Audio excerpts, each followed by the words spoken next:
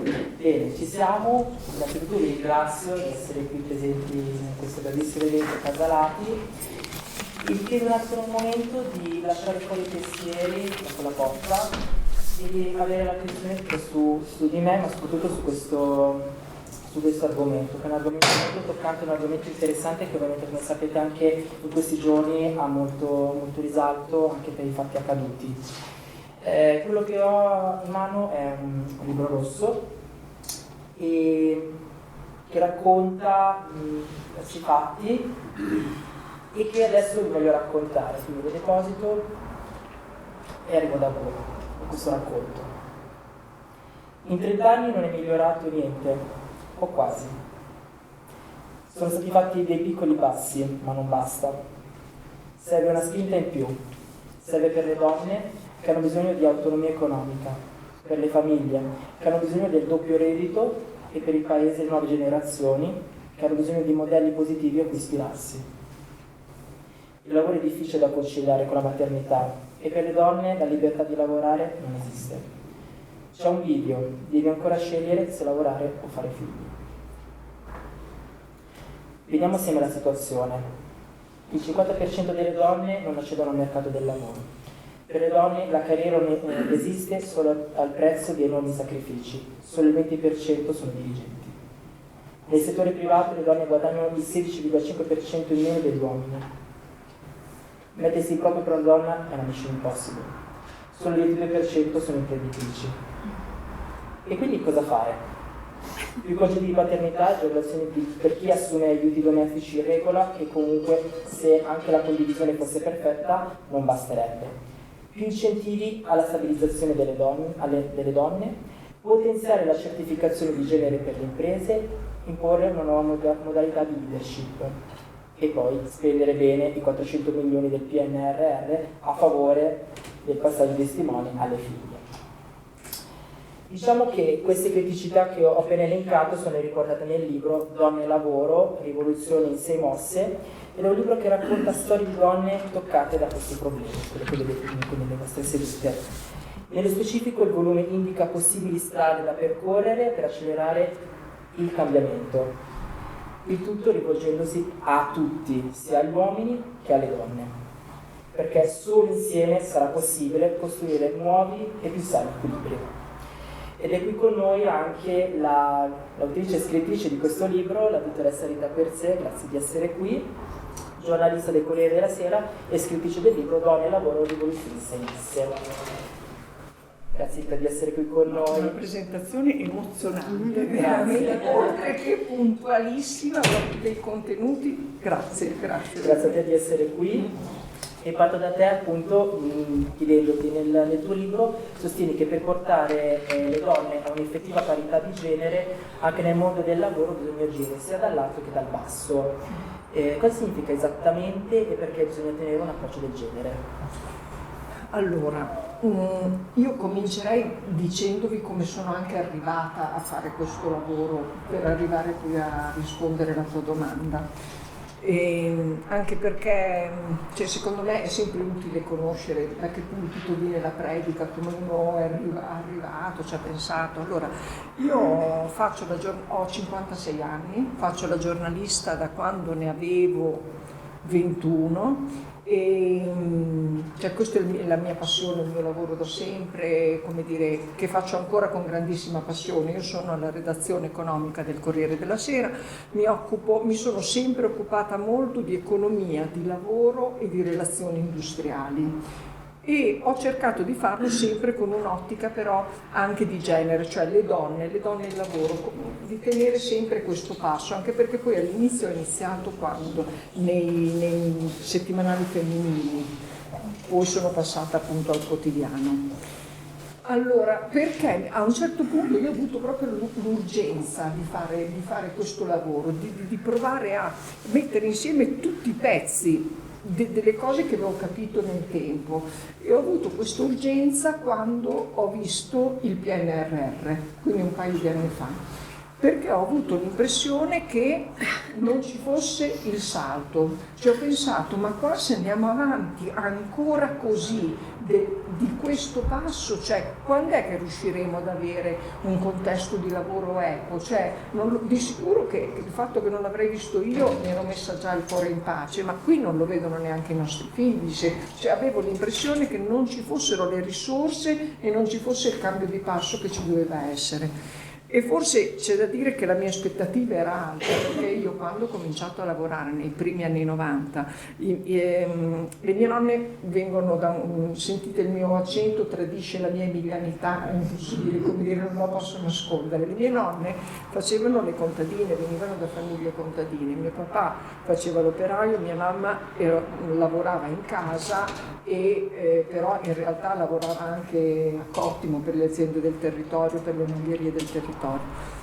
Io avevo la percezione di essere quella generazione che rompeva il mitico soffitto di cristallo, cioè che io avevo l'opportunità, la mia generazione, per riuscire veramente a costruire una condizione di lavoro equo. E infatti sono partita con quell'attesa. Però in questi 30 anni la mia valutazione, partendo anche dai numeri e dai dati, è che in realtà questi passi avanti che io mi aspettavo ci sono stati, sì, cioè non è che siamo ancora fermi ai primi anni 90, ci sono stati, però molto lenti. E come diceva un economista come John Maynard Keynes, cioè sì, nel lungo periodo il cambiamento è tracciato, ma nel lungo periodo siamo tutti morti, cioè noi forse vorremmo che magari un attimino prima riusciamo giusto a vedere qualcosa che cambia. E allora ho fatto questo lavoro mettendo nel titolo il termine rivoluzione. Io in realtà non sono una rivoluzionaria, sono convinta anzi che le cose vadano cambiate da dentro le cose, per gradi e possibilmente insieme, perché poi questi sono mutamenti sociali che ci devono portare avanti tutti assieme, non è che li puoi fare un pezzo di società contro l'altra, le donne contro gli uomini, dobbiamo trovare una maniera di portare avanti tutto assieme, però di farlo, cioè di farlo e di considerare questa cosa una priorità. E da lì mi è venuta questa idea di cercare di mettere in fila i pezzi, di capire perché siamo a questo punto, di cosa si potrebbe fare, poi e vengo veramente alla tua cosa, cioè tu dicevi dall'alto e dal basso, perché secondo me sì, ognuno di noi sta facendo una rivoluzione dal basso, perché ciascuno di noi a casa nostra sta cercando dei nuovi equilibri, dei nuovi rapporti, cioè gli uomini nelle nostre dimensioni private stanno facendo delle cose che prima non facevano. Mio papà che ha 85 anni fa delle cose che quando ne aveva 30 non faceva in casa e stiamo evolvendo e tutti ci stiamo mettendo in gioco. Le aziende si stanno mettendo molto in gioco perché cercano dei nuovi equilibri interni, cercano di agire, l'orario, come faccio, cosa posso cambiare. Però la mia impressione è che questo nostro metterci in gioco individualmente non basta, cioè bisogna che facciamo fare a questa questione un salto collettivo, cioè e pensare che bisogna attuare delle politiche che ci aiutino a dare quella spinta che ci porta un pezzettino avanti più velocemente.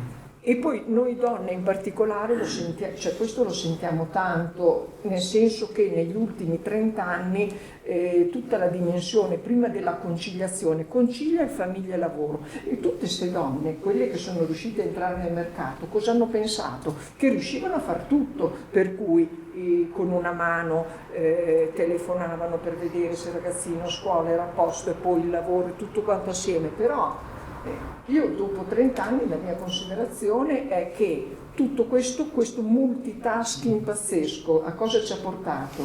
A essere molto stanche sostanzialmente. Poi però non è che le donne nel frattempo hanno sfondato e sono riuscite a fare carriera, siano riuscite a raggiungere degli obiettivi così rilevanti o proporzionati allo sforzo che hanno fatto. E quindi insomma bisogna lavorarci insieme. Io lì cerco di raccontare delle storie e di provare anche ad avere l'ambizione di dire ma cosa si può fare? Cioè per ogni problema cerco di dire ma cosa fanno negli altri paesi? Perché poi alla fine solleviamo sempre problemi, alziamo tutte queste palle e però bisogna finalizzare.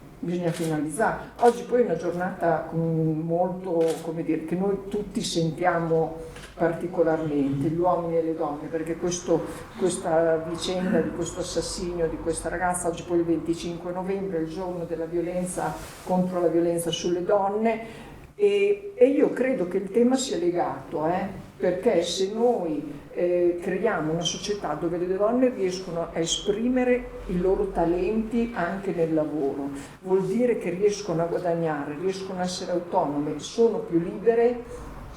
Combatteremo anche la violenza o no? Secondo me sì, la combatteremo tantissimo, però non mi voglio, come dire, dilungare troppo e niente, questo è per darvi, come dire, il senso di questo lavoro, che cerca di tenere insieme da una parte il racconto delle storie delle persone, dall'altro da cronista i fatti della che punto siamo e dall'altra come dire, uno sforzo di avere una visione da chi ha studiato comunque l'argomento e di quello che potremmo fare insieme in maniera costruttiva, perché qua il punto non è passare dal patriarcato al matriarcato. Adesso noi con questa vicenda abbiamo scoperto la parola patriarcato che è stata sdoganata e non è più del circolino delle neofemministe, è diventata accetta. Però il punto non è passare al matriarcato, il punto è costruire una società e un contesto equo. Le donne possono dare una spinta in più perché hanno un interesse maggiore, onestamente. Cioè, se io fossi un uomo forse potrei anche continuare col patriarcato, cioè tutto sommato non è che stessi così male, però le donne hanno questa esigenza e possono anche indicare forse un equilibrio che può essere buono per tutti, cioè forse migliore anche per gli uomini, è meno conflittuale. E un'ultima cosa, grazie per avermi invitato qui, perché l'obiettivo di questo mio lavoro non è andare a ragionarne, discuterne nel circolino delle neofemministe, nei gruppi. Cioè, io vorrei veramente parlarne nelle aziende, nelle scuole, cioè in ambiti dove ci sono donne e uomini e dove ci si può confrontare, fare insieme un passo avanti come mentalità anche. Perfetto. Grazie. Grazie a te di essere qui e rinnovo questo ringraziamento a tutti di essere qui, anche come dicevi tu Rita, per non a caso cadiamo su una data molto importante che è quella del 25 di novembre. Parlavi appunto anche di rivoluzione dal basso, ma ci puoi raccontare alcune iniziative fatte dalle imprese proprio che contribuiscono a fare questa rivoluzione? Sì, certo. Allora, una storia che ho raccontato che mi ha colpito è quella di questa impresa che è la Pennelli Cinghiale, e forse, cioè, io sono abbastanza vecchia per ricordarmi lo spot che c'era negli anni '80, no? Dove c'era quello col grande pennello che passava, no? In Piazza Castello a Milano. E lì si è creata ad esempio una condizione particolare perché è un'impresa di donne dove la capo azienda è una donna, perché in ogni caso era stata fondata dal nonno, lei adesso ha ereditato tutto, c'è lei, la sorella e la mamma, e le dipendenti sono per l'80% donne, perché è comunque un tipo di lavorazione in cui le donne sono più brave. Quindi si è creato una specie di esperimento sociale, cioè l'azienda delle donne. E questa imprenditrice mi ha raccontato che lei a un certo punto si è interrogata con sua madre e sua sorella: ma noi cosa possiamo fare per cercare di creare un contesto più favorevole anche alle nostre lavoratrici? Pensando che comunque hanno 30-40 dipendenti, non è che avessero delle grandi possibilità per fare chissà quali operazioni di welfare. E allora cosa hanno pensato? Loro avevano un orario di lavoro che era quello standard, cioè dalle 8 a mezzogiorno e poi dalle 2 fino alle 6.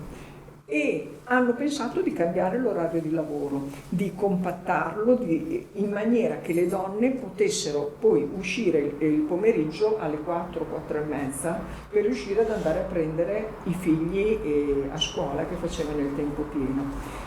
E può sembrare una piccola cosa, ma in realtà, in effetti, quell'orario lì per cosa era pensato? Era pensato per un mondo in cui a lavorare erano soprattutto gli uomini, che avevano a casa qualcuno che poi gestiva la famiglia, per cui arrivavano a casa, avevano magari un pasto caldo e poi tornavano in azienda. Queste donne invece che lavoravano lì oggi, quelle 2 ore e mezzo mediamente le passavano per correre a casa, fare un po' di lavori domestici, tornare lì e poi però gli complicava la vita dopo, perché non avevano chi gli andava a prendere i figli a scuola. E invece questo meccanismo alla fine ha funzionato, ha migliorato la vita delle persone. E incuriosita da questo sono andata a cercare, ho trovato un'altra esperienza che mi ha molto colpito, perché tipo qui è un'azienda da sola, ma il problema di voi aziende secondo me è che anch'io quante storie racconto di aziende singole dove c'è un imprenditore lungimirante che si inventa una modalità, ma il problema è essere inseriti in un contesto che va incontro alle aziende per cercare degli equilibri che funzionino per tutto il territorio. E vi segnalo questo distretto della felicità, si chiama, che si è creato in Romagna, San Mauro Pascoli.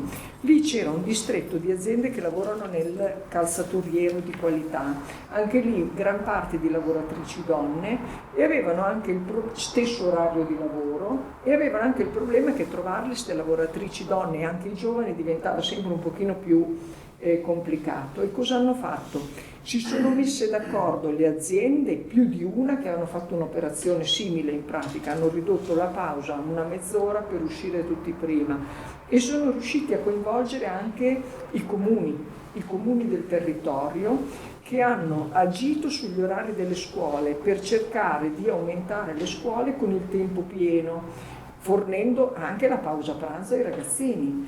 In questa maniera si è creato un incastro per cui gli orari delle aziende funzionano, combaciano con gli orari delle scuole, e queste famiglie hanno scoperto un nuovo tempo, perché si sono scoperti con il sabato libero insieme ai figli, il venerdì pomeriggio con un orario diverso. È complicato, perché adesso detta così può sembrare facile, ma voi lo sapete meglio di me, di facile non c'è nulla, perché poi mettere insieme gli enti locali, farli ragionare, poi servono i soldi, perché le mense non sono gratis, però lì ci sono riusciti. E allora io dico, se da una parte ci riesci, e allora vuol dire che non è impossibile. Certo, avventurarsi nei cambiamenti è sempre complesso. Tipo, a me ha colpito che in quell'esperienza lì, quando all'inizio hanno fatto un primo sondaggio interno per dire volete cambiare il lavoro ricompattandolo, il 60% ha detto di no. Ma perché? Perché erano quelli che probabilmente ormai erano abituati così e non avevano i problemi di conciliazione famiglia e lavoro. Poi quando l'hanno fatto e hanno rifatto lo stesso sondaggio, il 90% ha detto che gli piaceva, perché tutto sommato piaceva a quelli che dovevano conciliare, ma anche agli altri, ha liberato tempo per andare in palestra, per andare dalla fidanzata, per andare a fare quello che volevano, no? E quindi cambiare è difficile, però se ci si impegna un po', a volte poi ti ripaga, perché riesci a trovare un equilibrio che migliora la vita a tutte le persone. È interessantissimo questo, la realtà proprio anche della sinergia tra impresa e istituzioni che cosa in comune, un bellissimo esempio questo che si potrebbe vedere. Però è l'unico che ho trovato, già questo che sia l'unico potrebbe essere una partenza, un esempio positivo. Quindi qua parliamo anche di realtà industriali, e quindi Rita suggerisce diverse iniziative per promuovere realmente la parità, soprattutto in ambito industriale. E sempre nell'ambito industriale ho avuto qui anche 3 realtà presenti nel nostro territorio di Varese. Infatti vi presento con noi Mauro Vitiello, CEO di Coping SRL, fondatore di Indacolab e presidente della Camera di Commercio di Varese. Buonasera Mauro. Grazie. Camilla Butta, Sustainability, Diversity Inclusion e Communication Manager in Vector, e Michela Colterno, CEO Lati, membro dei consigli di amministrazione in LUC e in LASI. Perfetto. E parlando appunto di istituzioni, come menzionava prima Rita, parto da Mauro E parto con questa domanda: come possono contribuire a questa rivoluzione le associazioni di categoria e il sistema camerale? Ma allora, io ti dico un po' quello che facciamo noi in Camera di Commercio a Varese, un po' quello che faccio io. Io su questo tema vi avviso, creerò parecchio sconfiglio, perché nel senso io ho una mia visione, ho una mia teoria, frutto anche della fortuna pratica di viverla in azienda con le varie realtà che sono riuscito a creare negli anni, dove poi ne parleremo nel secondo punto. Adesso rimaniamo sulla parte più istituzionale. Come Camera di Commercio abbiamo creato un comitato dell'imprenditoria femminile, perché a mio avviso, visto le problematiche che vengono trattate sui tavoli ancora al giorno d'oggi, è giusto incentivare quello che è lo sviluppo dell'imprenditoria femminile, nel senso, quindi dare delle incentivazioni non solo dal punto di vista economico, anche se ci sono attraverso dei bandi, ma creare proprio un tavolo di aspiranti imprenditrici o già imprenditrici che possono confrontarsi e magari capire quali sono le tematiche per decidere di poter fare questo salto, no? Perché a volte è anche un discorso legato anche al coraggio. Alle donne il coraggio non manca. Se dobbiamo paragonare rispetto agli uomini, da uomo dico che mia moglie ha sicuramente molto più coraggio di me nel prendere le decisioni. Coraggio legato anche a quelli che sono, perché io quando parlo con loro ci ritroviamo intorno a una sala di questo tipo e iniziamo a litigare, perché come vi ho detto io ho le mie idee e poi dopo alla fine usciamo che ci vogliamo bene lo stesso, no? È una condivisione che secondo me poi è il perno principale. Io penso che sia un problema culturale che parte dal basso, di retaggio tipicamente italiano, perché la mia esperienza che mi porta a avere a che fare con le istituzioni estere, vi assicuro che questo problema loro non lo sentono proprio, cioè nel senso, all'estero il problema donna-uomo sicuramente è molto meno sentito rispetto a quello che viviamo qua in Italia, ma è anche vero che noi ci raffrontiamo con delle nazioni che tipicamente hanno un quinto in meno delle partite IVA rispetto a quelle nazionali italiane. Nel senso, la nostra è una nazione, l'Italia, fatta da piccoli imprenditori che hanno creato inizialmente la piccola bottega che poi è diventata la mega industria o semplicemente è rimasta una piccola bottega artigiana. È la nazione che ha vissuto con l'idea del figlio maschio.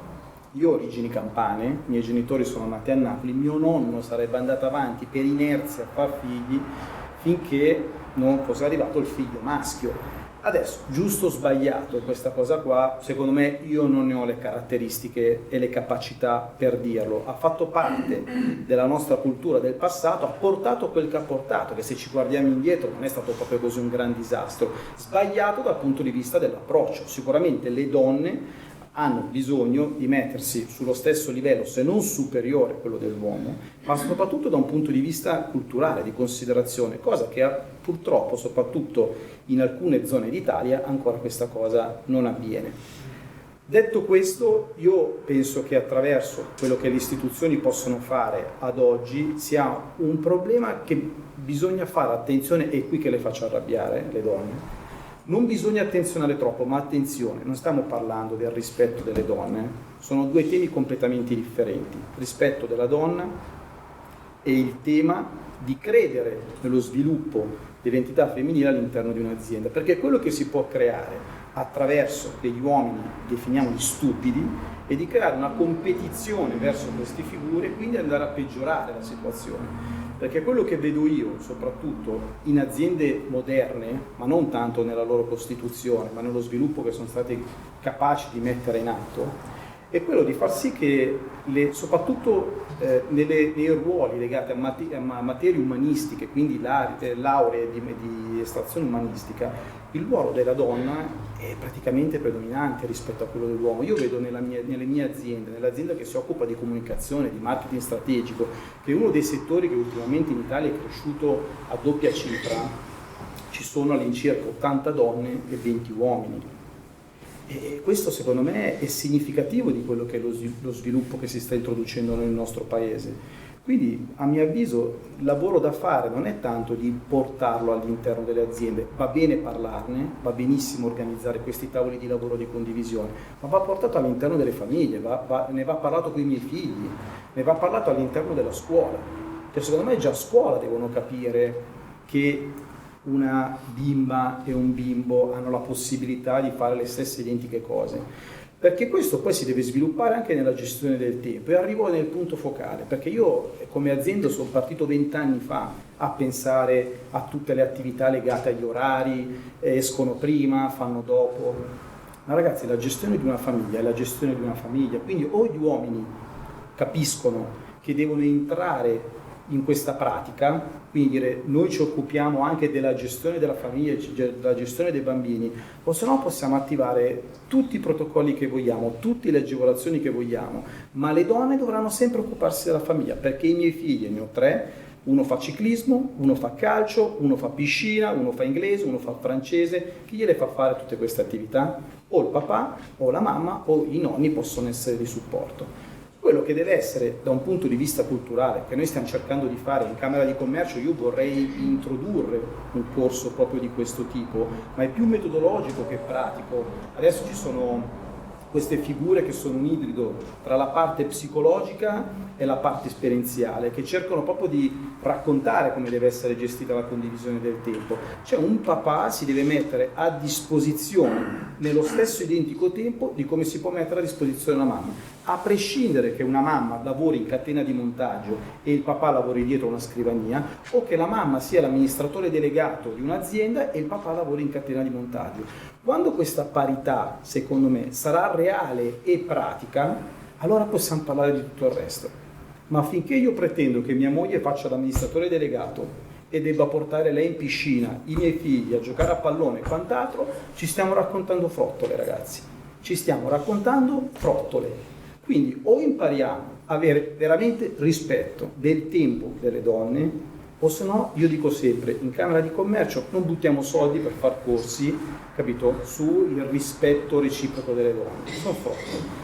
Stiamo parlando di sviluppo lavorativo. Se parliamo di rispetto delle donne, inteso quanto tale, è un altro capitolo che va affrontato, secondo me, completamente in altro modo, anche se anche lì io ho la mia convinzione che sia un problema educativo che deve partire dal basso. E di esempi anche qui ne posso fare a migliaia, perché nel caso di mio figlio, il più grande, lui ha sempre avuto problemi a relazionarsi con bambini di sesso femminile della sua età. A 12 anni abbiamo dovuto affrontare un percorso psicologico, perché a 12 anni si manifesta semplicemente nel dire non voglio stare vicino a una bambina seduta al banco a fianco. A 15 anni si può manifestare iniziando a dire quella bambina è così, quella bambina è così.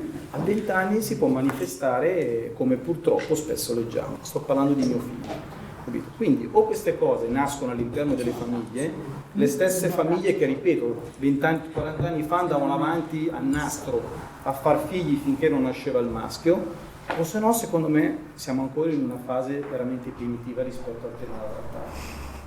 Grazie Mauro di questo intervento, torno da te tra poco e ora passo la palla a Camilla. Però vorrei fare, prima di passare direttamente a Camilla, vorrei fare giusto poi ti lascio la scena, parliamo di Vector. Questa azienda qua, quando sono andato a visitarla, vi passo un po' la mia esperienza, è stato proprio, si respirava proprio le pari opportunità, si respirava proprio l'inclusione. Parlo proprio di una mia esperienza di quando ho varcato la storia di Vector, e devo dire che è stato veramente, cioè anche le cose che mi hai spiegato, qualsiasi iniziativa che hai fatto, è veramente, sono rimasto proprio a bocca aperta. Però non voglio rubarti altro tempo e ti lascio la parola e ti chiedo quali sfide hai incontrato nell'implementazione di politiche di parità di genere e come le avete superate. Posso fare una piccola premessa su chi siamo? Perché magari dà un attimo un'idea. Vabbè, l'azienda nasce nel 78 da 5 imprenditori, è un'azienda che si occupa di trasporti, quando è nata faceva Trasporti Italia camionistici, okay? È a Castellanza.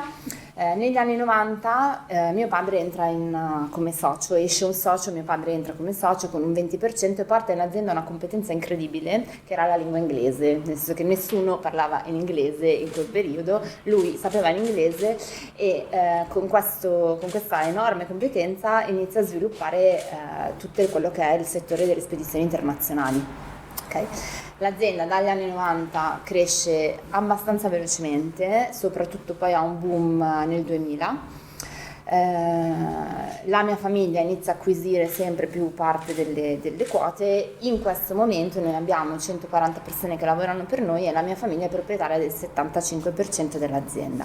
Andrea, mio fratello, è già amministratore delegato, ha 38 anni, mio papà ne ha 65, è stato molto bravo intorno ai 60 anni a fare già un passaggio generazionale che comunque non è da tutti. E io e Andrea adesso, lui è rimasto presidente, lavoriamo molto bene insieme, però io e Andrea la portiamo avanti.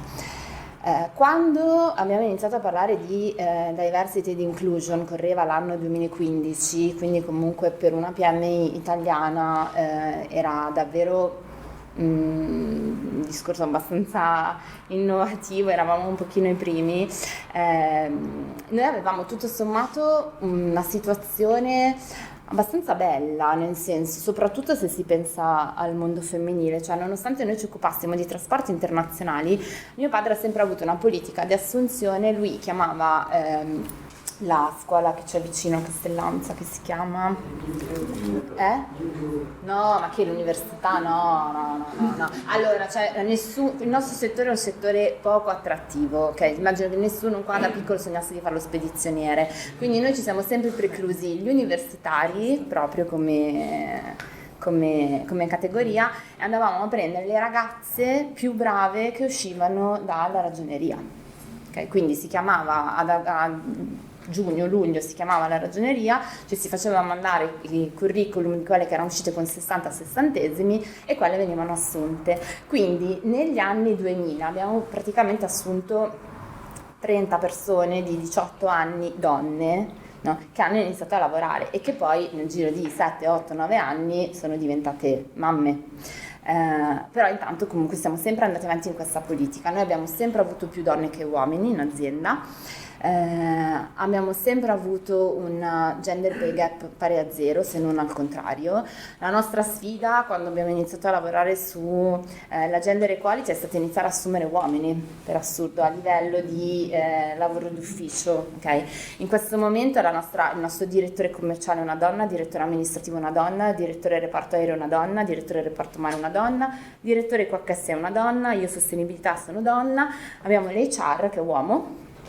E questo comunque era è un tipo di lavoro che è davvero poco conciliabile e conciliante invece con una vita privata.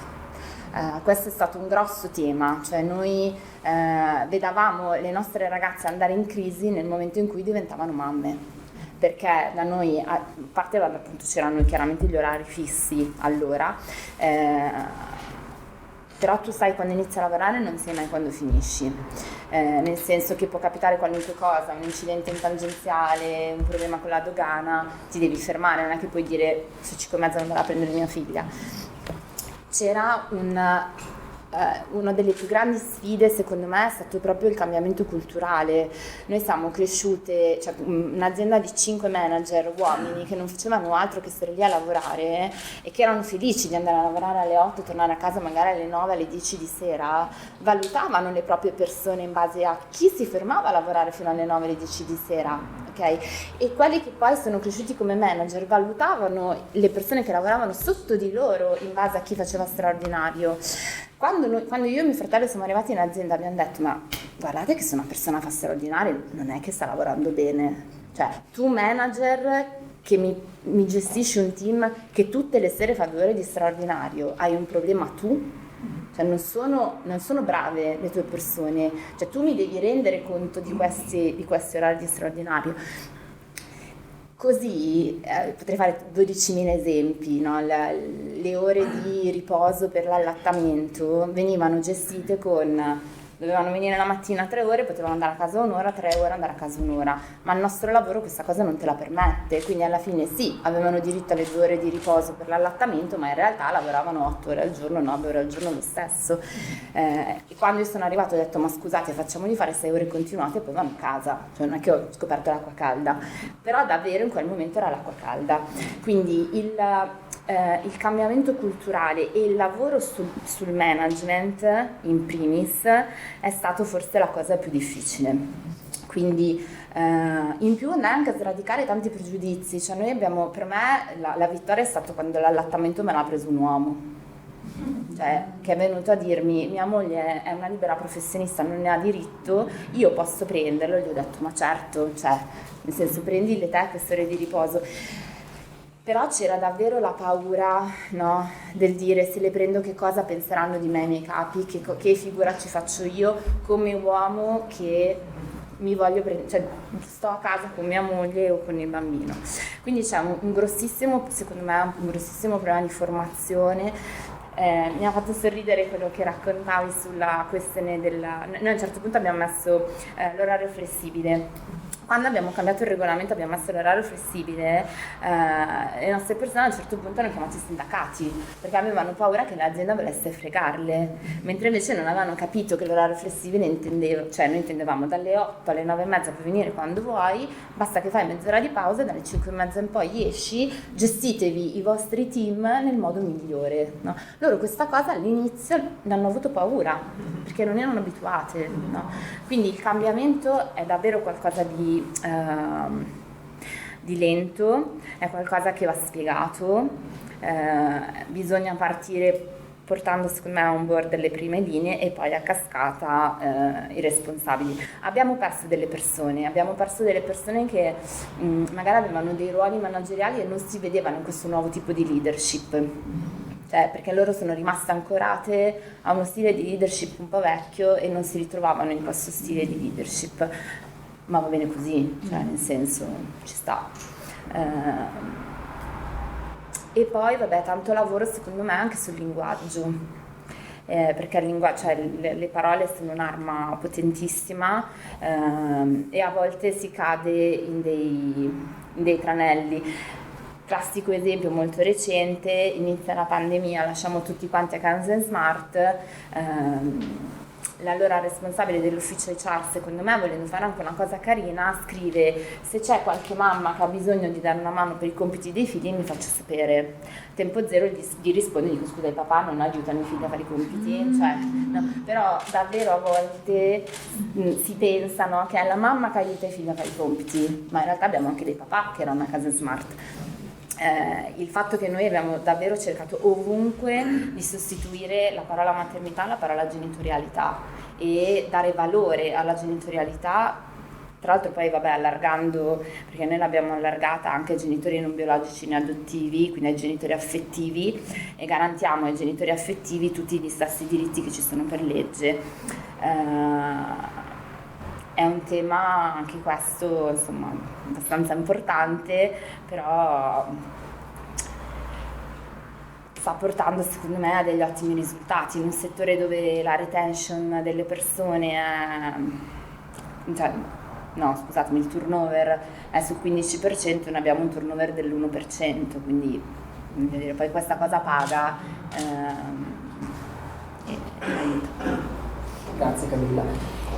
E invece per quanto riguarda proprio anche delle best practice che qualcosa, adesso parlavi di flessibilità, di anche linguaggio inclusivo, se non sbaglio prima mi raccontavi anche questo corso di... Ci puoi dire qualche iniziativa? Allora, vabbè, oltre che flessibilità, smart working, poi abbiamo inserito per esempio 8 ore in più, perché all'inizio noi abbiamo 2 team aziendali ad adesione volontaria che sono il team di Diversity and Inclusion e il team Mom and Dads. Il team Diversity and Inclusion si occupa di organizzare eventi di formazione per sensibilizzare su tutte le tematiche della diversità all'interno dell'azienda e poi proporre al consiglio di amministrazione azioni per rendere il contesto più inclusivo. Io dico sempre che quando lavoriamo sull'inclusione non puntiamo il dito sulla diversità e facciamo in modo che questa si adatti, ma lavoriamo sul contesto, perché sia il contesto a cambiare, no? E poter includere chiunque nella sua unicità. E poi invece il team Mom and Dads, che è invece un team parla da sé, composto dai genitori che si ritrovano e organizzano attività per facilitare, no, la vita dei genitori in azienda. Una delle idee che era venuta dai genitori è che noi purtroppo per contratto nazionale del lavoro abbiamo davvero pochi giorni di riposo, di ferie, poche ore, e spesso non sono sufficienti. Inserire 8 ore in più di permesso, poi chiaramente l'azienda ha esteso queste 8 ore in più a tutta la popolazione aziendale, quindi sono 8 ore in più per qualsiasi bisogno nel momento in cui abbiamo esaurito tutto. Abbiamo iniziato a fare i campus in azienda nei giorni di chiusura scolastica, ma che sono giorni lavorativi, quindi a cavallo per esempio tra Natale e Capodanno, dopo Capodanno e l'Epifania, durante il Carnevale, adesso l'abbiamo fatto ad Halloween, lo facciamo le prime settimane di settembre, l'ultima di agosto, quando c'è poca offerta sul territorio. Abbiamo fatto oggi, questa mattina per esempio, abbiamo fatto un bellissimo corso sulla violenza di genere, parlando di violenza psicologica, economica, fisica e sessuale, ma poi con anche 2 ore di autodifesa e tecniche di autodifesa. Io speravo di non dover mai arrivare a organizzare un corso del genere, e invece è una richiesta che le ragazze mi hanno fatto. Si sentono molto più insicure rispetto a 7-8 anni fa. Io ho tante ragazze di 22-23 anni che per esempio non vogliono andare a Milano perché hanno paura, no, ad affrontare una città, che non si sentono a loro agio. Quindi abbiamo organizzato questa attività che è andata molto bene. Insomma, ma a volte anche delle banalità. Noi sono 3 anni che in tutti i bagni ci sono gli assorbenti gratuiti a disposizione. Sembra un niente, ma in realtà da donna poi ti può capitare, no? E comunque ti rendi conto che sei in un contesto che è attento ai tuoi bisogni. Quindi a volte bastano proprio pochi dettagli, poche cose per far sentire poi le persone. Abbiamo preso la certificazione di parità di genere, è andata molto bene. La sfida più grande è stata quella di scrivere tutte le procedure, perché noi facevamo tantissime cose ma non le avevamo scritte, e quindi poi andare a scrivere le politiche, scrivere le procedure, è stata un pochino una cosa più complicata, però l'abbiamo presa. Benissimo, grazie Camilla. E ora introduciamo la padrona di casa, quella che ci ha permesso comunque di aprire le porte a questa realtà, che è Michela Conterno. Grazie di essere qui e grazie per quello che stai facendo oggi nel mostrare un po' tanto quello che è la realtà Lati, la sua storicità. Però prima di parlare della tua azienda volevo chiederti qual è stata la tua principale motivazione nel diventare imprenditrice e prendere le redini dell'azienda familiare. Col senno di poi vi posso dire che fare l'imprenditrice è il lavoro più bello del mondo, secondo me, perché è molto variegato, ci sono sfide continue, devi conoscere un po' di tutto. E in realtà oggi è un po' come stare sulle montagne russe, quindi effettivamente non ti annoi mai. Però quello che mi piace del mio lavoro è il senso di scopo che io do al mio lavoro, che è un senso di scopo molto alto. Cioè io quando mi alzo la mattina non è per portare a casa la pagnotta o i dividendi, ma per avere un impatto sulla società e sull'ambiente. Quindi mi piace l'idea che attraverso la mia attività di impresa posso generare progresso. E facciamo l'esempio della certificazione per la parità di genere. Anche noi ci siamo imbarcati in questa avventura, che è stata effettivamente impegnativa da un punto di vista burocratico, ma molto gratificante, e questo secondo me è un esempio di come si può generare un cambiamento dal basso. Cioè noi imprese possiamo effettivamente avere un'influenza sulla cultura, perché se ci pensiamo le piccole e medie imprese sono lo specchio della nostra società. Cioè il 80-90% delle imprese italiane sono imprese familiari e sono un po' lo specchio della nostra società. Se pensate, Lati ha una comunità di 300 famiglie, anche un indotto importante, quindi nel nostro piccolo noi possiamo avere un'influenza culturale su queste connessioni, per cui diciamo a me piace il lavoro di imprenditrice perché credo nel ruolo sociale e politico dell'impresa e quindi attraverso la mia attività di impresa generare progresso.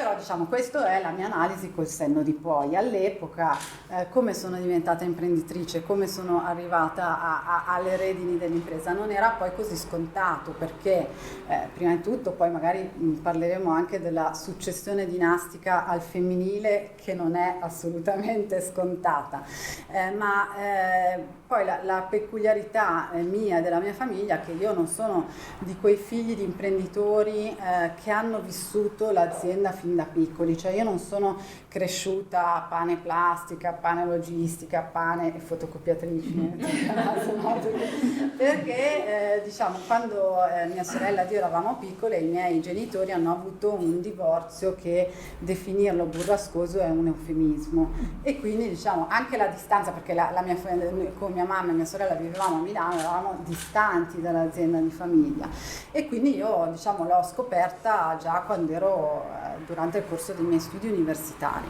E la relazione con Lati è stata un colpo di fulmine, quindi questo è stato molto positivo, perché si sa che insomma i passaggi generazionali spesso non vanno in porto, perché i figli di imprenditori, anche quando magari hanno degli studi coerenti con quello che è l'attività di impresa, vogliono fare tutt'altro, vogliono lavorare in multinazionali oppure cominciare delle start-up, e io di Lati mi sono innamorata, e questo è successo perché non era così scontato, diciamo. Anche perché poi Lati all'epoca non aveva la solidità finanziaria che ha adesso, potevo anche un po' spaventarmi, no, della sfida, del rilancio aziendale, ma mi è piaciuto tantissimo perché è un contesto internazionale. Noi siamo una multinazionale tascabile già allora, con una filiera, diciamo una supply chain molto internazionale. Io da ragazza avevo tra l'altro fatto un programma di scambio con Intercultura in Australia, quindi mi ero lanciata in questa cultura internazionale, quindi ho trovato un po' una dimensione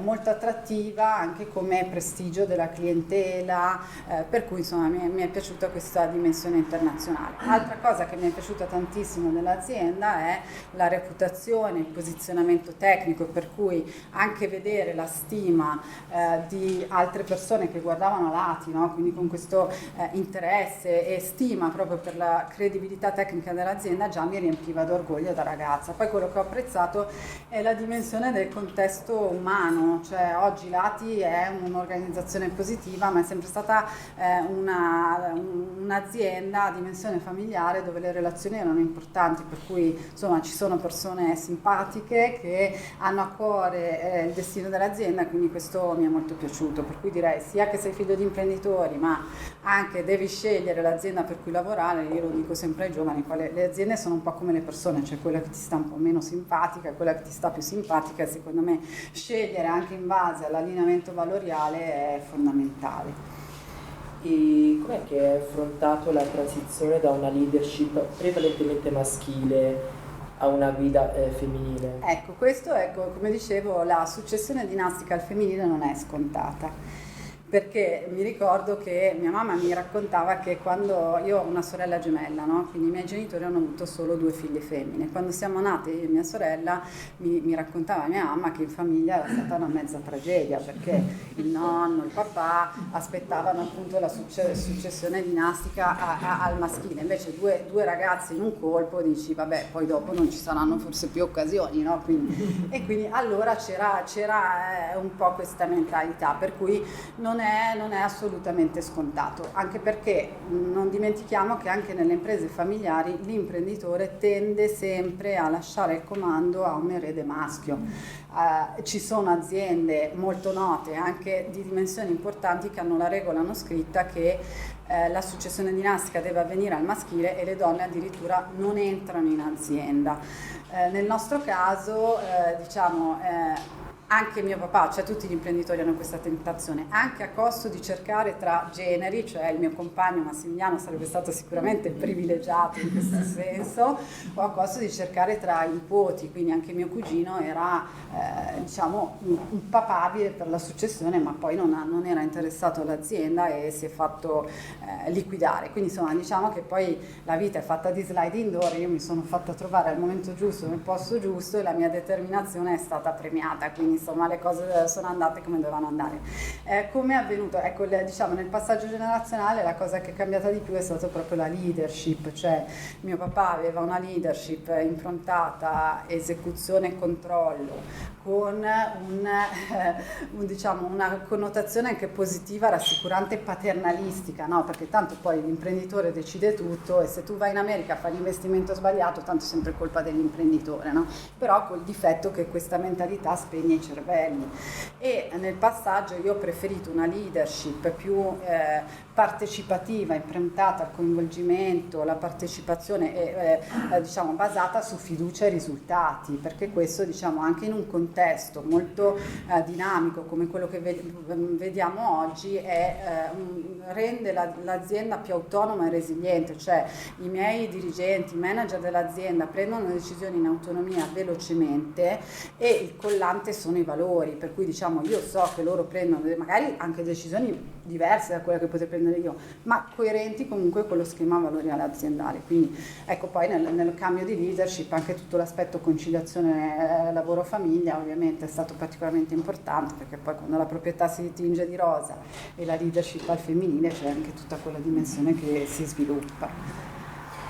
Volevo chiederti, quali potrebbero essere le nuove iniziative che l'ATI potrebbe assumere a favore della genitorialità e incrementare l'occupazione femminile? Allora, io spero che già qualcosa stiamo facendo di buono per la genitorialità. Ecco, sì, Laura sorride perché insomma è lei che si fa un mazzo così, tra cui anche la certificazione.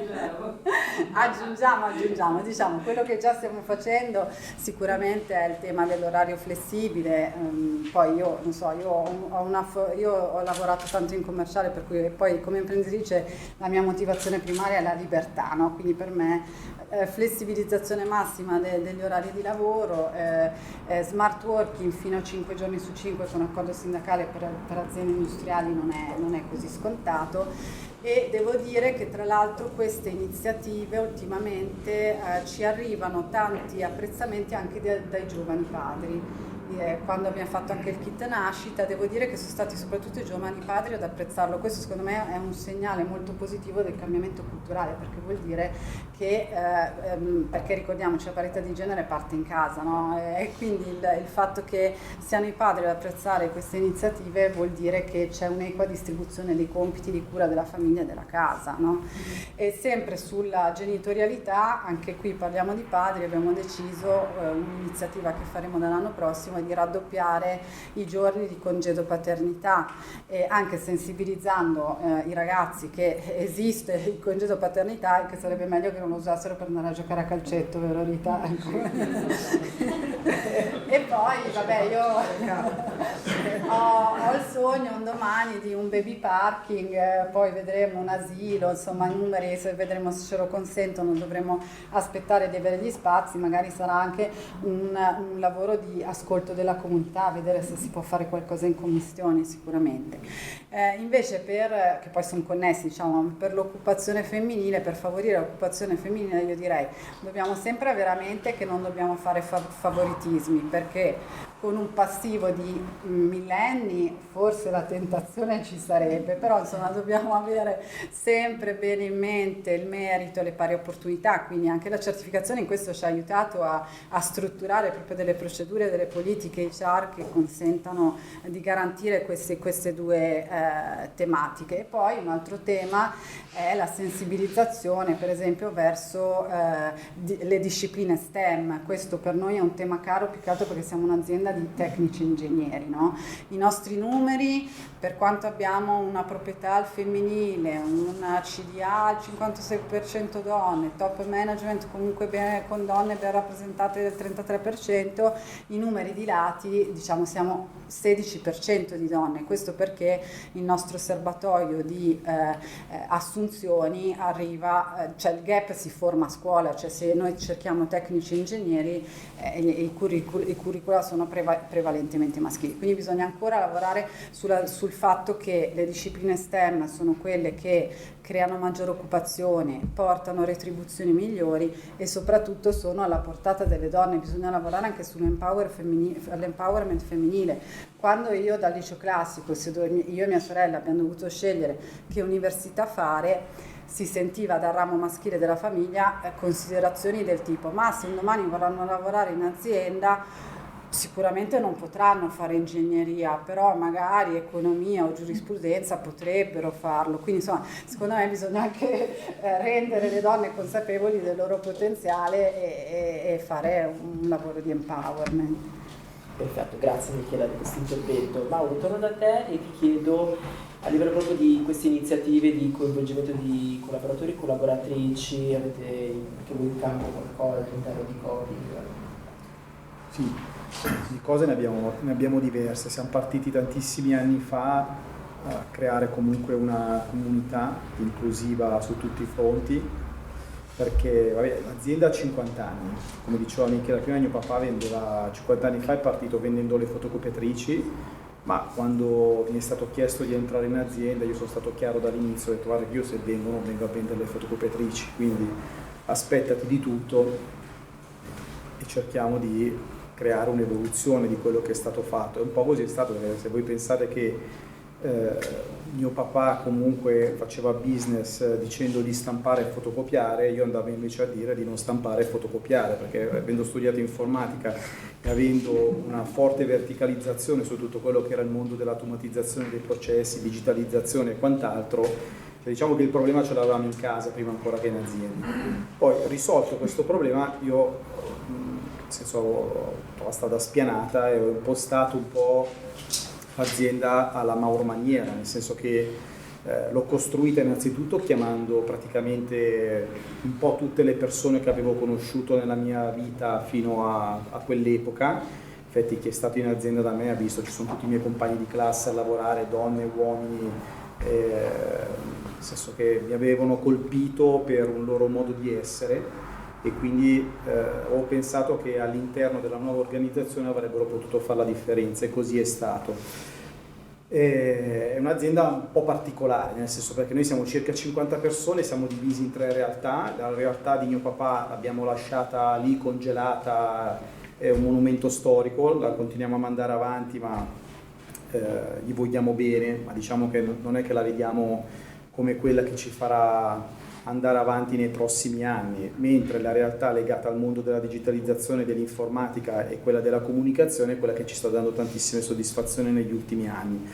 Io, ritornando al tema di oggi, quello che ho cercato di fare da ormai 10 anni a questa parte è di aiutare a ottimizzare il tempo delle famiglie della nostra azienda, a prescindere che siano papà a lavorare o uomini o donne o mamme. E l'abbiamo fatto con tutta una serie di attività pratiche. Noi abbiamo chi viene a prendere i panni, nel senso ogni ragazzo, persona che lavora da noi hanno dei cubotti a disposizione, li riempiono della biancheria, c'è una società che passa, li lava e li riporta stirati. A seconda del nucleo familiare questi cubotti possono aumentare, o se è un ragazzo da solo avrà a disposizione un cubotto. Noi all'interno dell'azienda abbiamo cercato di portare tutte quelle attività che magari richiedevano del tempo al di fuori, ma non tanto per convincere le persone che dovevano rimanere più tempo in azienda, perché anche noi non abbiamo orari di lavoro ormai da penso 7-8 anni, nel senso arrivano, vanno, non si capisce più niente, cioè nel senso è un po' costruita così. Abbiamo fatto un contratto con una società medica dove fa venire gli ortopedici per vedere se le persone hanno una postura corretta, se lavorano in maniera corretta. Viene l'osteopata a fare trattamenti alle persone, tutto questo viene fatto in orario di lavoro, cioè la mia idea era proprio quella di non creare questa divisione lavoro-tempo libero, cioè le persone lavorano quando sanno che devono impegnarsi a lavorare, usano il proprio tempo libero quando sanno che hanno bisogno del loro tempo libero. Questo gli permette di innanzitutto capire quando uno è preposto a lavorare o non farlo, che sembra una banalità, ma spesso quello che io vedevo che accadeva, che tanti venivano a lavorare perché sapevano che dovevano timbrare, però magari non erano nelle condizioni per farlo. Siccome le figure sono cambiate negli anni che fanno crescere le aziende, nel senso, una volta mio papà aveva bisogno del tecnico che col cacciavite aggiustava la fotocopiatrice, adesso anche noi abbiamo tantissimi sviluppatori, ingegneri, abbiamo tante persone con lauree umanistiche, abbiamo dei filosofi, abbiamo dei neuroscienziati sulla parte della comunicazione, e queste persone secondo me devono essere ispirate, quindi non potendoli ispirare in maniera illecita dobbiamo ispirarle in maniera lecita, e quindi lo facciamo dicendogli: lavorate quando siete consci di essere in forma mentalmente. Abbiamo 2 psicologhe che sono all'interno dell'azienda, dove obbligatoriamente loro devono parlare con tutti, quindi c'è proprio un round table che viene fatto, dove si parla, e se loro capiscono che c'è qualcosa che meriti di essere affrontato lo fanno, poi magari in separata sede o quant'altro.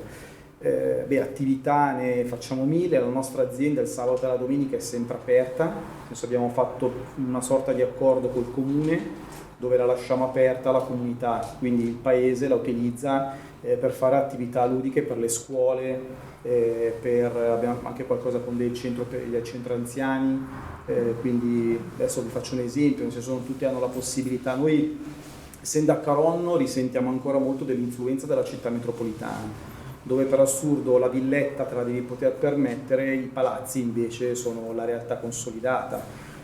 Da qui in su si respira realmente un'altra atmosfera, no? I palazzi iniziano a diminuire a favore di tante case unifamiliari. Questo per dirvi che ci sono tante famiglie nella comunità dove abbiamo l'azienda che non possono permettersi magari di pagare i 200-300 euro dello spazio per fare la festa del compleanno del bambino, o nel bilocale non hanno la possibilità di invitare gli amici.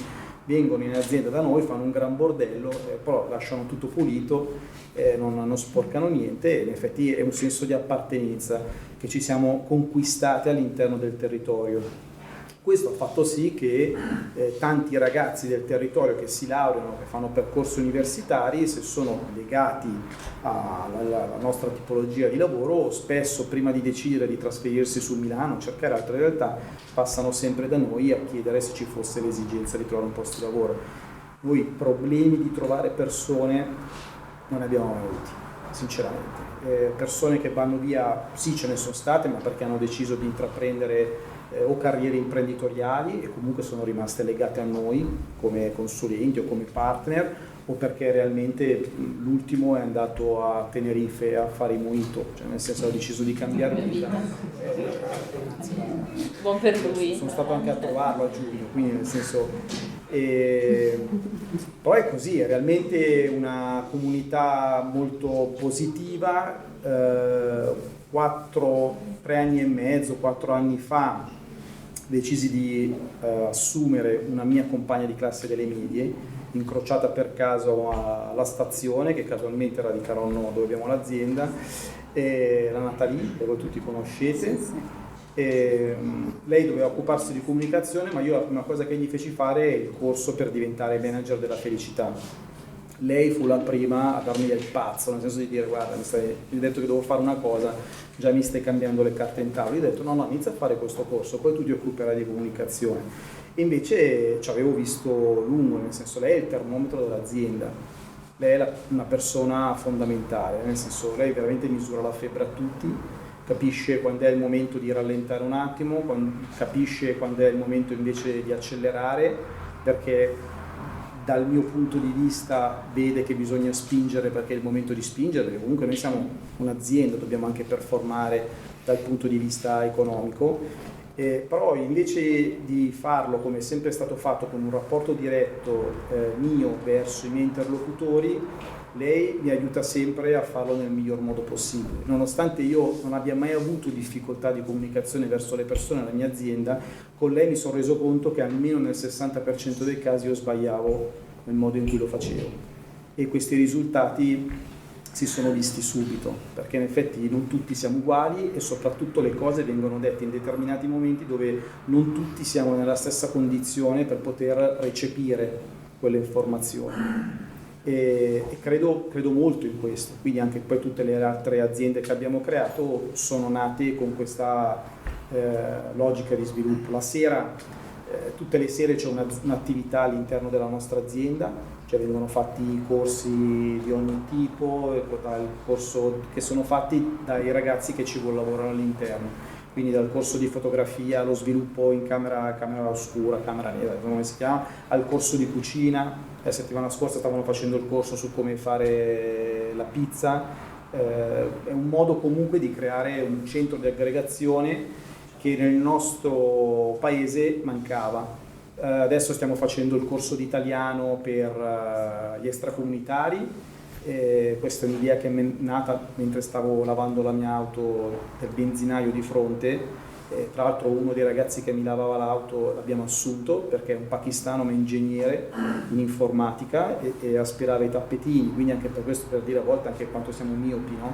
Nel senso, diciamo, non troviamo le persone, c'è un grosso mismatch, che sono tutte le cose che in Camera di Commercio mi arrivano ogni mattina, quando poi alla fine invece le competenze ci sono, vanno cercate, e secondo me quello che bisogna fare, vabbè, ma io qua non dico niente di nuovo perché la Lazio, anche quello che ho sentito oggi, ne sono la dimostrazione. I ragazzi oggi scelgono, cioè io ne sono convintissimo, e la preparazione che dimostrano di avere, io parlo per me, non mi permetto di parlare degli altri, è di gran lunga superiore a quella che io dimostravo di avere alla loro età. Io le persone di 25-26 anni laureate che ho all'interno della mia azienda e anche non laureate, rispetto ai miei 25-26 anni, mi danno almeno 10 anni di differenza. Sono generazioni cresciute all'interno delle problematiche più totali. Noi almeno non eravamo bersagliati da tutti gli effetti mediatici che invece loro si sono dovuti subire, e questo gli ha permesso veramente di crearsi un'ossatura che li rende differenti. Io questo lo dico subito. Il problema è che la gran parte delle aziende, e io parlo della nostra provincia, ma anche della parte del tessuto italiano, ancora non sono in grado, capito, di recepire queste qualità, e quindi le conseguenze quali sono? Che decidono di andare a lavorare all'estero. Prima lei ha detto una cosa fondamentale, suo papà all'interno dell'azienda, quando entrò, fece la differenza semplicemente perché parlava l'inglese. E questo ai tempi non era banale. I ragazzi al giorno d'oggi parlano tutti l'inglese. Mio figlio a 12 anni parla l'inglese meglio di me. Okay? Questo gli permette di poter dire vado a fare comunque un'esperienza all'estero, ma se poco a poco all'estero percepiscono di trovare quell'inclusività che qui sentono di non avere, che non è solo una retribuzione, io dico sempre, anche tornando al discorso della Camera di Commercio, perché non bisogna fare la confusione, vanno in Svizzera o vanno all'estero, no. Allora, chi vuole fare carriera per avere un miglior profitto dalla propria vita va a lavorare in Svizzera, non bada alla sua qualità di vita, ma bada semplicemente alla sua retribuzione. Chi decide invece di fare un percorso qualitativo, professionale, come proprio sistema vita, allora va all'estero, ma non è detto che vanno a guadagnare di più, perché quello che guadagnano di più lo guadagnano sulla base di incentivi statali che ci sono, ok, ma perché vengono decisi dal governo stesso. Se tu sei in Francia e hai 4 figli sei defiscalizzato a vita, però non è che l'azienda ti paga di più. Se tu prendi le retribuzioni delle buste paghe, stiamo parlando bene o male delle stesse retribuzioni. Quindi a mio avviso il percorso da seguire è questo, ci serve veramente un cambiamento culturale. Io lo sto vedendo. Non a caso oggi siamo in un evento dove sarà un caso, ma 3 aziende bene o male hanno la stessa identica visione. Ce ne sono tantissime altre all'interno della nostra provincia e bisogna far sì che questo cambiamento acceleri. Secondo me, mi aggancio un attimo, che fanno poco rumore, cioè la bellezza non fa notizia, questa cosa, adesso poi qua abbiamo te, giornalista del Corriere della Sera, no, però cioè io mi rendo conto tanto di questa cosa, cioè io ogni tanto ci provo anche a relazionarmi con i media e mi chiedono 5.000 euro per un articolino così, per raccontare il bello, no? E questo a volte è un po' un peccato, cioè se non riusciamo a far diventare queste cose una notizia, cioè che nessun imprenditore spera di vedersi sbattuto in prima pagina perché magari l'azienda è andata male o perché ha dovuto mettere persone in cassa integrazione, ma quello avviene a gratis. Quando invece le aziende vengono gestite in un certo modo, cercando di portare avanti un cambiamento culturale, cioè noi, così, società benefit? Allora, noi ci stiamo certificando sia come parità di genere che come società benefit. Noi siamo 2 società benefit, cioè comunque vuol dire che davvero l'azienda cioè cerca di portare avanti un cambiamento culturale, no? Però fa ancora poco rumore, Ma infatti scusatemi se vi interrompo perché qua stiamo arrivando verso la fine e praticamente dite per quanto siamo? 6 e 10. Diciamo che siamo rimasti un po' nei tempi, però per chiudere volevo dare la parola velocemente a Rita, insomma visioni simili, siamo politiche identiche, chi fa più cosa, chi fa quell'altro, e siamo effettivamente sulla strada giusta, secondo te? Sentendo comunque sentendo voi, cioè voi non siete la media, secondo me, temo, nel senso che siamo in un paese che la mia impressione è che si sta molto divaricando, c'è un pezzo di mondo che spesso è l'industria, cioè l'industria deve competere a livello mondo, perché per stare in piedi devi competere a livello mondo, quindi non puoi scherzare, devi essere produttivo e quindi devi introdurre delle modalità tecnologiche e organizzative che ti fanno stare al passo, e le modalità organizzative sono quelle che avete detto voi, cioè quelle in cui dovete tenere a bordo le persone, cioè ciascuno deve dare non l'80%, neanche il 90%, deve dare il 100%, perché se no non riesci a tenere il ritmo. Poi c'è tutto un pezzo di paese però che non è così, perché se no come facciamo a spiegarci il fatto che le donne che lavorano sono il 50%, una su due non lavora? Allora vuol dire allora lì bisogna andare dentro a vedere che cosa succede. Tipo adesso parlavate della condivisione del lavoro domestico in casa. La condivisione magari in alcuni ambiti si fa, in altri non si fa. Cioè non so se a me ha colpito molto. Tempo fa a Domenica Inn è andata questa attrice, Laura Chiatti, che è anche un'attrice, voglio dire, molto nota. Questa è andata col marito e ha spiegato che lei non vuole che il marito spazzi per terra o lavi i pavimenti perché lei le abbassa la libido, quindi lui non deve fare niente, deve riposare. No, però adesso ci fa sorridere questa cosa qua. Però capito il messaggio che passa è un messaggio importante. Poi lì bisognava secondo me spiegarle che però il problema è che se poi io presumo che lei avesse qualche aiuto domestico che le risolveva il problema in un'altra maniera, perché se no si doveva fare tutto lei alla sera, secondo me il problema della libido era ancora più bassa, la libido, no? Però adesso la buttiamo un po' così in ridere anche vista l'ora, però non potrebbe essere un tema il fatto che questo, di fare un lavoro culturale anche sulla condivisione, cioè nel momento in cui noi vedremo in TV il grande manager o Damiano dei Maneskin, non un calciatore, che dicono guardate che io a casa, la mia compagna, io le do una mano, allora forse facciamo fare un salto in avanti al paese che non è soltanto quello di ambiti ristretti che l'hanno già fatto facendo la rivoluzione dal basso, però se vogliamo farla più veloce allora bisogna fare sistema e questi messaggi darli un pochino più ampi. Un'altra cosa che io ho molto a cuore, ad esempio, è quella dei servizi, perché sono convinta che mettiamo che noi da domani dividessimo esattamente 50 e 50 tutti i lavori.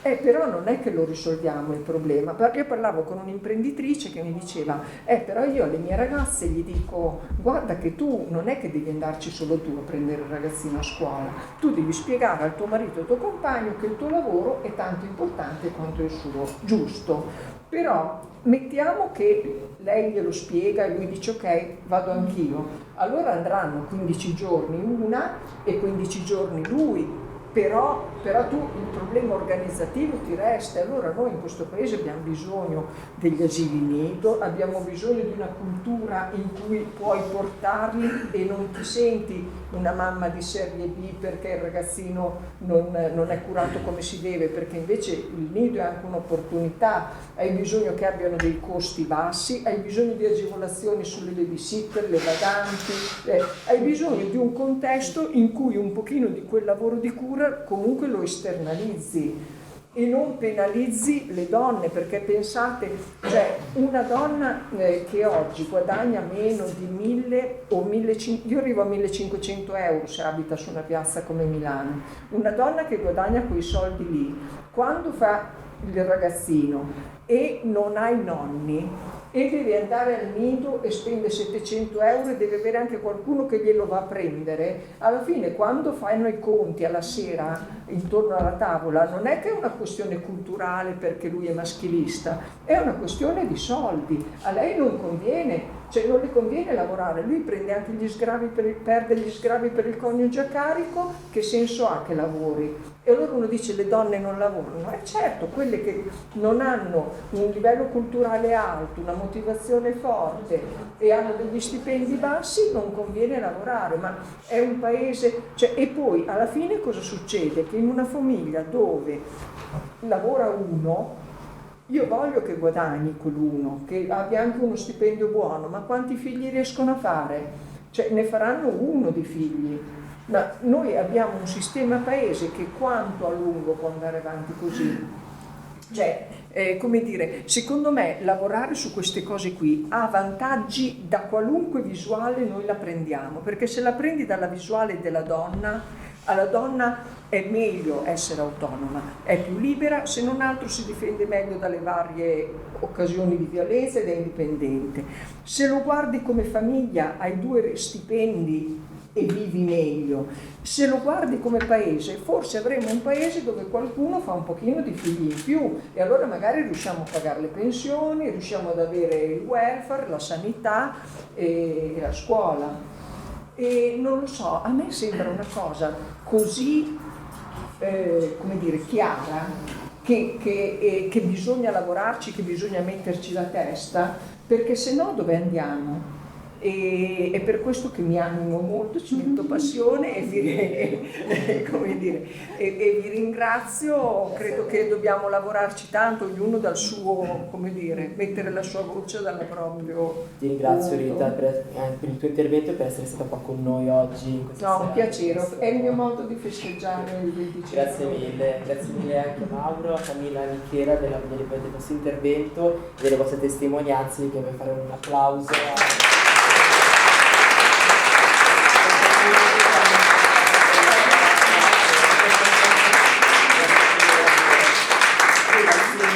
abbiamo del tempo, mi siamo messi coi tempi. 6:17. Cosa mi dite? Beh, se volete Possiamo, magari se c'è qualche domanda in sala, qualche commento, qualche reazione. Io scusate, io dico una cosa perché sono troppo, intanto che bello, mi sembra di essere veramente con testimonianze così che conosco ma non mi sembrava di conoscere abbastanza, quindi grazie di tutto quello. Solo uno spunto, che è 2 spunti. Il primo è questo: mi piacerebbe non parlare più di diversity and inclusion, ma proprio per cambiare il linguaggio, trovare, perché non è la diversity, vorrei non puntare sempre sul fatto che sia diversi, ma veramente magari su altro, sull'unicità eccetera. Oggi ho sentito, sono reduce stamattina da un incontro in cui si parlava proprio di questo, quindi ve lo porto qua un po' condividendo. E anche l'inclusione, l'alternativa all'esclusione. Quindi mi piacerebbe parlare veramente di contesti azienda che diventano veramente delle comunità in cui ognuno è diverso e per questo sono tutte quante di maggior valore. Quindi questa è la prima cosa che mi faceva piacere, e perché sento un senso di comunità, da come me la raccontate, da come conosco poco, da come conosco un pochino, no?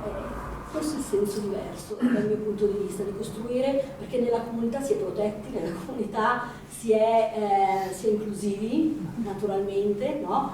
E quindi questo volevo portarlo un pochino come spunto di riflessione. E l'altra cosa volevo sottolineare quello che appunto sottolineava prima Camilla, cioè parliamone, perché ce ne sono in queste situazioni, Sì. ce ne sono, vanno raccontate, ha proprio acceso un faro su queste cose, perché bisogna generare un contagio, perché c'è già questo segno di positività, e quindi più si narra, più è possibile portare un cambiamento un po' più radicale, perché è vero che il contesto azienda oggi, nel clima di incertezza che c'è in generale, l'azienda in questo momento può diventare quella comunità in cui le persone stanno perché vogliono starci, non perché mi pagano di più, non perché mi danno l'asilo.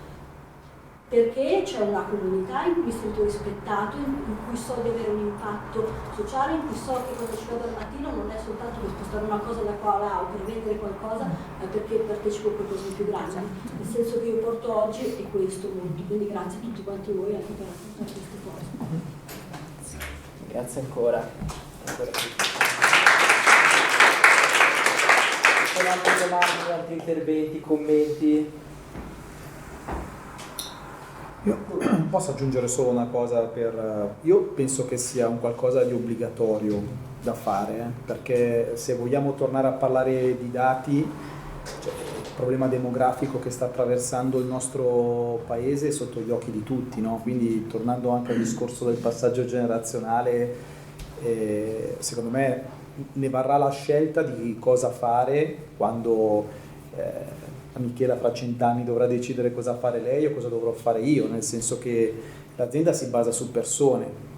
Se io mai dovrò dire a uno dei miei figli se vorranno continuare a fare il mio lavoro, lo potrò fare se so che potranno essere in grado di farlo, ma non solo per le capacità loro, se troveranno le persone di farlo, no?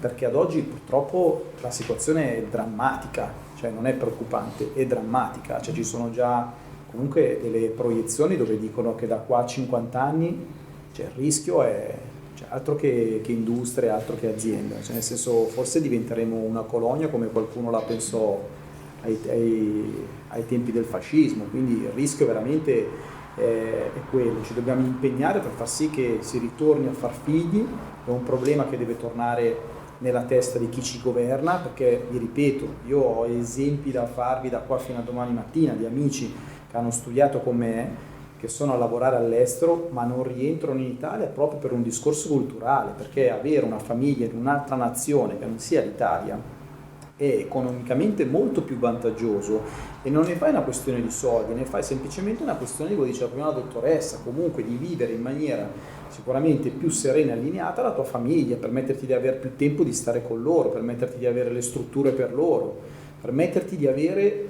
lo spazio da dedicare a loro. Questa cosa da noi oggi ancora manca. Io capisco che non venga vista come una priorità, ma è un errore fatale, perché tra tutte le cose che potrebbero succedere è di non riuscire poi a recuperare, soprattutto in un frangente in cui ancora gli extracomunitari vengono stipati, perché scusate il termine giusto è stipati, in centri d'accoglienza e vengono detenuti lì ancora per mesi, capito, senza poter introdurli all'interno di una comunità e far sì che diventino dei lavoratori, perché il problema è questo, io lo dico come presidente della Camera di Commercio, io in prefettura partecipo tutte le settimane ai tavoli del prefetto sulla situazione immigrati e non migrati, però ad oggi vi assicuro che se voi volete prendere un extracomunitario arrivato in Italia in maniera legittima e dire lo introduco in un sistema lavorativo, in un sistema azienda, non è possibile farlo, perché non si sa da dove arriva, perché non si sa chi è, perché non si sa quanti anni ha. E dico vabbè, creiamogli un'identità, cioè da oggi lui si chiamerà Mauro, lui avrà più o meno come io adesso voglio fare gli esempi, ma quando prendevo i cani meticci che andavo dal veterinario diceva più o meno c'ha questi anni qua, facciamolo anche noi con loro, ma è inutile tenerli lì dentro così. C'è anche un discorso di competenze che non gli vengono riconosciute, ma io vi ripeto, ragazzi che hanno studiato, non che hanno studiato, questi hanno un livello culturale certo. Che noi stiamo parlando della Lombardia, no? Che è un po' il locomotore nazionale, capito? Ma se questi discorsi andiamo a farli da Roma in giù, e ve lo dico da campano, quindi la situazione è ancora molto più drammatica. Cioè, io ho assunto, vi ripeto, un ingegnere che ho conosciuto mentre mi aspiravo i tappetini della macchina, però ha detto che lavorava al lato lavaggio perché era l'unico posto dove poteva star lì in modo che se fosse arrivato un controllo lui si metteva sulla sedia e poteva dire che era lì a guardare la gente che faceva benzina. Però io dico, ma queste cose qua è possibile che le vedo solo io a Carlo Pertusella e non vengono visti da tutti gli altri? Cioè ci deve essere comunque una rivoluzione che secondo me per forza deve partire dal basso, perché sennò ci troveremo fra 10 anni veramente ad affrontare dei problemi che potranno essere solo risolti dicendo io e i miei figli, guarda, ti accompagno io nelle aziende all'estero a trovare lavoro, capito? E così tutti gli altri. Però sinceramente buttare via, non dico dove, il lavoro fatto da mio papà per 50 anni, il lavoro che ho fatto io per quel che sarà per altri 8 anni, a me un po' dispiace. Per quello dico, bisogna avere il coraggio, secondo me, di dirle le cose, di dire quello che facciamo, ma di rappresentare anche quello che ci succede tutti i giorni sotto il naso, ma che però non viene raccontato, perché mediaticamente ormai siamo sciampati da tantissime altre situazioni che ci fanno pensare che quello che stiamo vivendo oggi è meno importante. E invece io sono convinto che è una conseguenza di quello che ci raccontano. Ed è fondamentale veramente, cioè io quando mi raffronto anche a livello nazionale con altri organi di Stato, cioè, i dati sono preoccupanti, capito? Però viene parlato solo dell'inverno demografico, ragazzi, non è un inverno, è una tragedia. Anche io non so, vabbè, da voi, però cioè, da noi tantissime ragazze non ci pensano proprio. No, ma per tantissimi motivi, ma c'è chi ha paura. Ma per assurdo ci sono anche persone che si dicono io ho paura per il cambiamento climatico.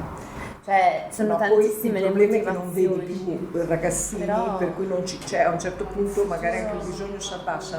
Volevo condividere con voi questa cosa. Abbiamo come giornale fatto un'indagine, l'abbiamo lanciata sul sito, cos'era maggio, con una serie di domande. Una di queste domande era: ma tu hai rinunciato ad appagare completamente il tuo desiderio di paternità o di maternità perché era difficile conciliare col lavoro? E il 30% delle donne ci ha detto di sì, quindi che ha rinunciato, o poi c'è, insomma, vabbè, ci sono tutti i dati, quanti hanno rinunciato al terzo figlio, quanti al secondo e quanti proprio non ne hanno fatti. Per cui io non so, magari diminuisce la voglia della gente di far figli, però se intanto mettiamoli nelle condizioni di riuscire a farli e gestirli, poi magari qualcuno in più li farà, no? Però non so se avete visto, oggi abbiamo pubblicato la revisione del PNRR. Nella revisione del PNRR c'è anche che i posti nei nidi dovevano essere 260.000 e invece saranno 150.000, una cosa del genere. C'è proprio attenzione su questi cioè, quindi anche noi come cittadini, cioè adesso non voglio, anche noi come cittadini forse non abbiamo fatto la pressione sulla politica sufficientemente forte, perché poi la politica lo considera sempre un dossier che è in fondo, perché è un dossier complicato, un dossier che richiede una visione di lungo termine. La politica c'ha in mente soltanto che deve stare alle prossime elezioni, per cui lo dico per tutti i partiti, no? Questo è complicato, però dobbiamo trovare il modo di far capire che questa è una priorità, cioè è proprio necessario. Basta, dove così siamo carichi. Partiamo. Aspetta, giusto? Ottimo. Bene, grazie a tutti di essere stati